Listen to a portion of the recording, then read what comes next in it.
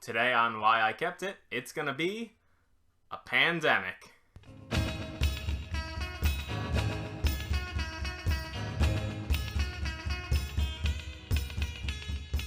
So there shouldn't be a ton of explanation required as to why Pandemic is on my shelf. It's a classic. Now, it's not necessarily the first popular co-op game. It didn't invent the genre, but it was absolutely a breakout hit, and it really put the genre on the map.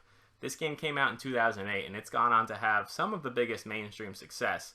You know, behind, say, Settlers or Ticket to Ride, this game is right up there among games you would find on a shelf at a Target or a Walmart, where you don't always expect to see hobby games. You know, it's more common today as they've started to embrace it, but, you know, 5-6 years ago, it was a big shock to say, hey, Target is carrying Pandemic.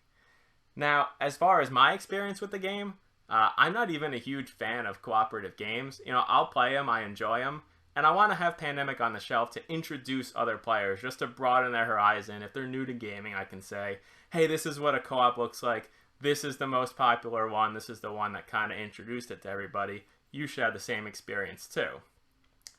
But I try to play competitively, I try to play to win, and I enjoy the social aspects of gaming, but I'm not really into all the teamwork required to really make a co-op game shine.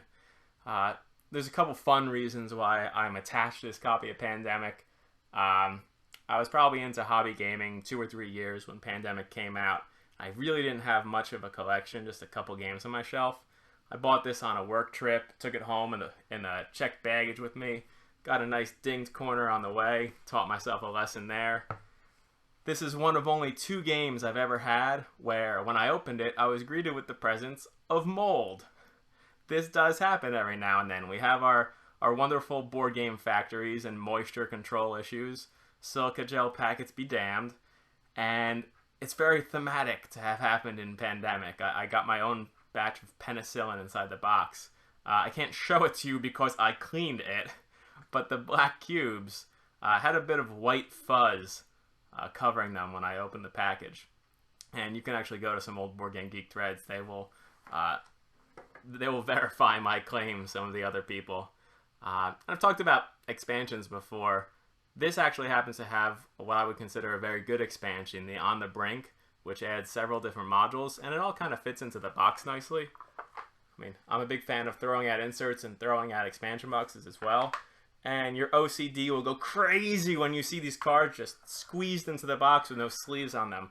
That's what it's going to take to squeeze On the Brink. In the old school Pandemic box, this has been redone.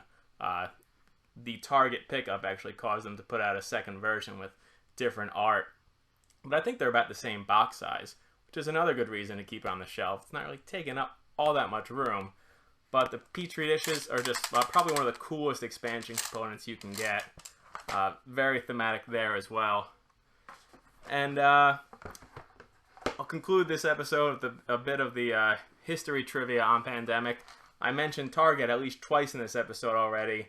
For those of you who have been participating on Board Game Twitter for more than you'd like to admit, you probably remember the story of the Target lady, circa 2009 or 10, who berated the customer service representative when she tried to return an open copy of Pandemic and explained, "This is not a game," because of the consternation of not being able to understand the rules and her children not being all too happy with it. Maybe we were a little bit harsh and unfair at the time, and we've improved a bit, but we all had a good laugh at the time, seeing the growing pains of the hobby as they got into the mass market. Well, that's been another episode. Thanks for watching, and again, remember to hit subscribe, wherever that button is where I put my finger. Hit subscribe. Watch the past couple episodes. Don't forget to watch the introduction. And come back and watch the next one, alright? See you around.